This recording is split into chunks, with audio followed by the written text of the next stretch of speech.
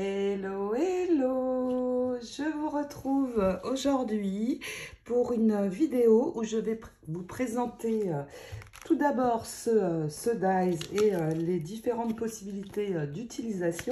C'est une demande qui m'a été faite par Pascal. Donc Pascal, j'espère que tu passes par là.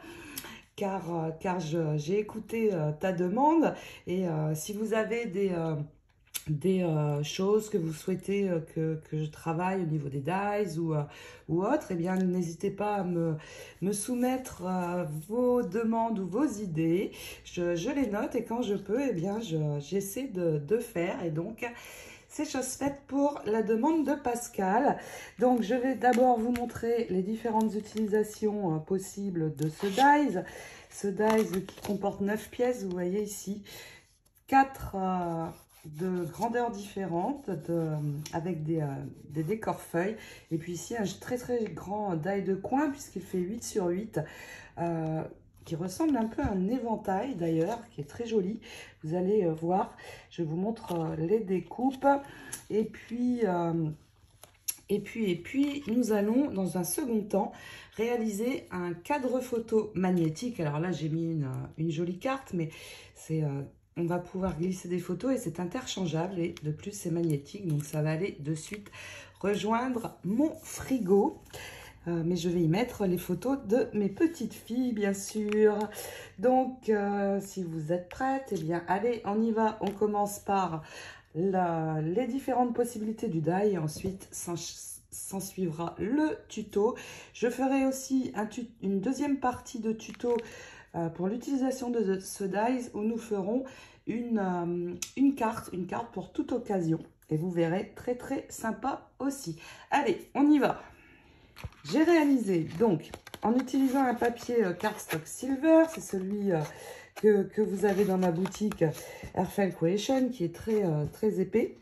Et je vais vous mettre tous les liens, hein, die, des choses que j'utilise dans la barre d'infos, bien sûr, comme d'habitude. Et donc, j'ai posé le dies principal et son tour sur ce cardstock, donc tous. Hein, et voici ce que j'obtiens. Voilà, c'est très joli. Les feuilles, mais aussi des petites arabesques. Très, très sympa. Donc, j'ai différentes tailles. Maintenant, alors, tout simplement, regardez. Si je prends, ici, j'ai deux tailles identiques, par exemple. Vous voyez, si j'entoure comme ceci, je vais avoir un petit carré. Je peux aussi, si je prends une taille plus grande, un grand carré. Donc, imaginez sur un album, par exemple, pour ici mettre une photo, c'est juste génial. Vous allez voir, on va le faire, ça rend très, très bien. Donc, plusieurs tailles de cette découpe pour venir décorer. Ensuite, j'ai réalisé, bien sûr, le coin sur un papier blanc. Alors tout simplement, si vous voulez récupérer juste le coin, eh bien vous allez couper ici. Mais si vous voulez faire un coin pochette dans un album par exemple, eh bien je vais prendre mon outil et tout simplement, donc vous laissez déborder, hein, vous posez votre dies sur le papier blanc en décalant et en gardant ici environ 2 cm. Et une fois que vous avez votre découpe, eh bien, vous venez, pas couper, mais marquer le pli de chaque côté. Et nous allons avoir un coin pour réaliser une pochette. Et dans un album, c'est vraiment très très sympa. Ça s'est déchiré, ça tombe bien. Je vais l'enlever. Voilà, et là, nous avons le coin pochette. On le fixe dans un album et on peut y mettre des choses. Donc, voici pour le coin. Ensuite, nous pouvons aussi, si je ne prends pas les tours, mais seulement le dies principal, je l'ai fait ici. Vous voyez, je peux juste mettre le décor et laisser une languette pour pouvoir, par exemple, poser... pour réaliser une pochette. Vous voyez, si je mets mon cardstock ou papier décoré, je vais avoir une pochette. Et donc, pour réaliser ceci, eh bien, je vais prendre ici le grand. Vous voyez, j'ai pris un morceau de 4 cm. Je vais poser mon die sur un des bords en laissant 1 mm. C'est suffisant. J'attache. Et ici, j'ai la place pour avoir une languette pour pouvoir accrocher dans une pochette, un album, tout ce qu'on veut. Et je peux même ici, avec ceci, faire des bords. J'aime bien faire ça en fait, faire des bords. Ici j'ai pris une reliure pour vous montrer. Je peux ajouter ici des bords sur mes pages. Je fais ma découpe et je vous dis. Donc voici ce que j'obtiens. Il me reste ici à venir couper en laissant 1 ou 2 mm de chaque côté. Et puis, j'ai ma languette. Alors, je peux la raccourcir, bien sûr, pour pouvoir attacher ceci. Et regardez, ici, dans ma reliure, j'ai ici une hauteur de 18. Eh bien, je vais pouvoir bordurer toutes les pages de mon album comme ceci. Et j'aime bien bordurer ici. Avec une perforatrice aussi, c'est possible. Mais là, avec un dies, je trouve que c'est très joli. Je l'ai fait déjà dans certains tutos avec le dies Sweet Earth, mais là, eh bien, ça change et je pense que je ne manquerai pas de l'utiliser dans un prochain tuto d'album. C'est une idée. Donc, voici pour les différentes utilisations. Et puis, nous allons passer à la réalisation du cadre magnétique. Nous allons faire un petit peu de préparation car je veux que les photos dans le cadre puissent être interchangeables. Donc, on va préparer un petit peu tout ça. Il me faut 2 morceaux de cardstock de 12,5 sur 17,5. J'en garde un, je prends l'autre et sur l'autre, je vais marquer 2 traits de chaque côté. 2 traits de chaque côté à 2,5, marquer mes lignes, donc comme ceci. Vous faites la même chose sur les 3 autres côtés. Avec un bon cutter et la règle, je vais enlever le carré intérieur pour avoir une ouverture. Donc je continue et puis avec mon cutter et la règle, eh bien, tout simplement, je vais venir me poser bien droite sur la ligne et faire une ouverture sur le milieu. Maintenant que j'ai mon ouverture, je vais prendre un morceau de papier, de cardstock, je ne sais pas trop, transparent. Je vais prendre un morceau de 12 sur 17. Car je veux pouvoir protéger ma photo. Donc 12 sur 17, c'est suffisant. Et puis, je vais l'ajouter donc ici sur mon cadre. Donc, un peu de colle qui ne veut pas couler.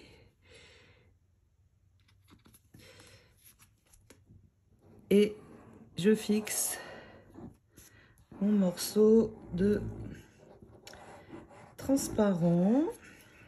Allez, encore un peu. Oui, je viens de recharger pourtant. Donc, allez, je pose ça. Je vais laisser sécher. Parfait. Et puis, je vais également tout de suite venir magnétiser mon autre feuille. Et pour ceci, je vais prendre donc une feuille magnétique qui est autocollante et je vais couper mon morceau à la taille, à peu près à la taille, un tout petit peu moins, non, à la taille, 17,5 sur 12,5.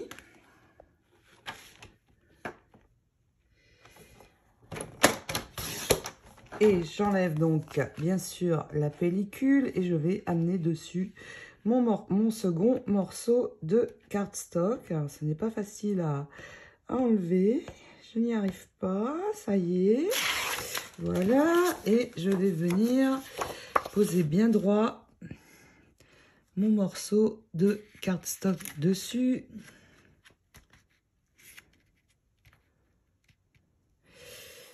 Voilà, c'est tout bon.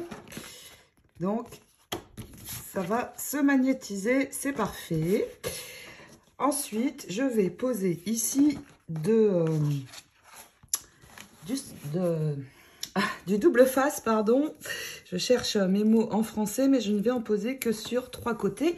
Alors, si vous voulez une photo en hauteur, eh bien, vous posez un morceau en bas et ici sur les côtés. Si vous voulez plutôt comme ceci en largeur, eh bien, comme cela. Je vais... allez, je le fais en hauteur. J'ai pris un adhésif de 5 mm, simplement pour avoir une ouverture ici suffisante pour pouvoir attraper ma photo. Donc c'est pour ça que je n'utilise que 5 mm. Donc, je laisse mon ouverture. Et une fois que j'ai ça, je vais pouvoir amener mon cadre dessus.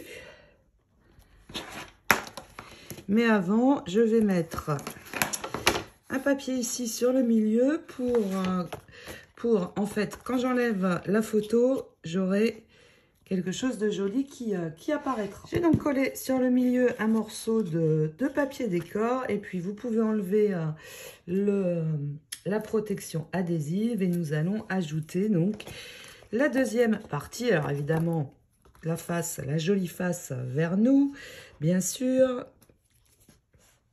Donc surtout, prenez votre temps pour bien vous centrer. Vous voyez, là, ça n'est pas bon. Allez. Une fois que vous êtes bon, eh bien, vous pouvez appuyer. C'est parfait. Voici notre base. Donc, vous voyez, je peux passer facilement mon doigt pour attraper la photo. Et maintenant, allez, c'est parti, on décore et nous allons préparer les découpes. Il va nous falloir 8 découpes. Tout d'abord, je vais prendre les 2 tours et je vais utiliser les 2 plus grands et les 2 ici intermédiaires. Donc, le tour et le dies intérieur, donc ces deux-ci. Et je vais dans un cardstock uni rose réaliser 2 découpes comme celle-ci et aussi 2 de cette taille-ci. Et puis dans mon cardstock argenté, je vais utiliser juste l'intérieur mais aussi le tour. Donc je reprends cette fois les 2 pour avoir donc ceci.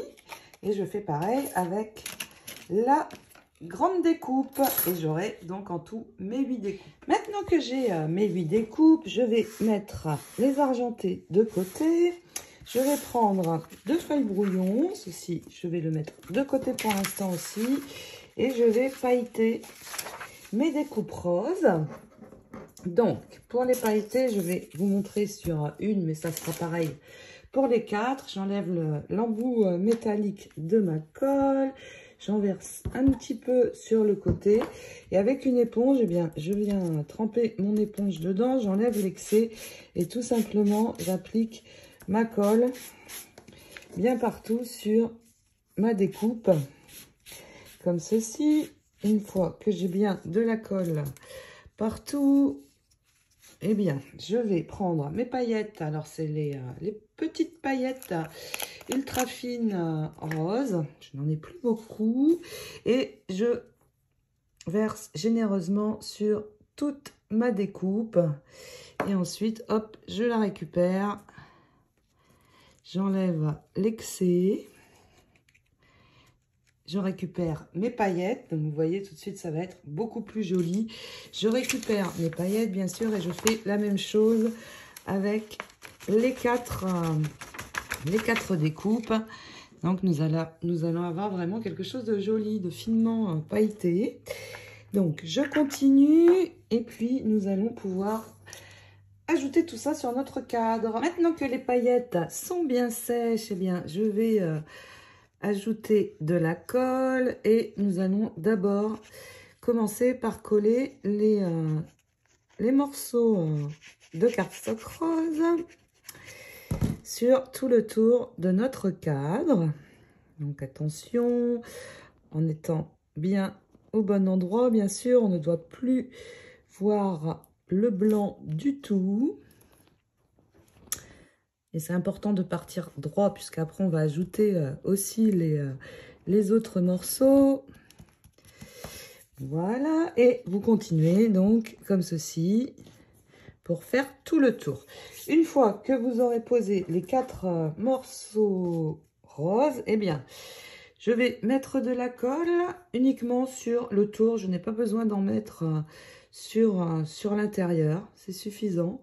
Si j'en mets sur le tour et j'ajoute par-dessus donc ma découpe argentée. Bien au-dessus. Voilà. C'est tout bon. Je continue de coller le reste et je vous montre. Regardez comme c'est joli avec ce cardstock argent. On dirait un vrai cadre. Donc, bien sûr, je vais glisser. Alors, évidemment, je glisserai une photo. Pour l'instant, j'ai une jolie carte postale. Donc, l'ouverture est assez grande pour y glisser une photo format 10-15. Je vais essayer de la glisser bien droite. Voilà, et puis il nous reste à décorer et pour cela, eh bien j'ai préparé des roses en papier. J'avais fait le tutoriel des roses vellum il y a peu, donc vous pouvez aller jeter un œil. Avec le papier, c'est le même principe. Et puis, il est temps pour moi d'utiliser ce joli papillon en vellum que je n'ai pas encore eu l'occasion de mettre sur une création, et je vais donc ajouter ceci. Je vais vous remettre le tuto de ces papillons en barre d'infos parce que vraiment ça donne un très joli rendu. Je branche mon pistolet à colle, je vais faire mon arrangement un petit peu comme ceci avec les roses. Alors j'aime bien équilibrer, si j'en mets ici dans ce coin, j'en mets dans l'autre coin ici aussi. Et puis le papillon, eh bien, je pense que je vais l'ajouter là sur le côté, quelque part ici, ou plus sur le cadre.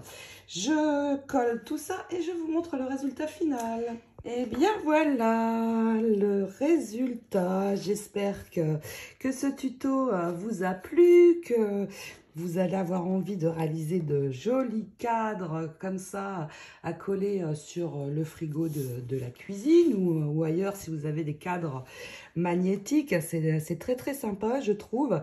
Et je vous retrouve très vite pour le tuto numéro 2 où je vais utiliser également ce dies et ses découpes, mais cette fois pour réaliser une carte pour toute occasion. Donc, je vous dis à très vite. Je vous fais plein de scrap bisous. Ciao, ciao!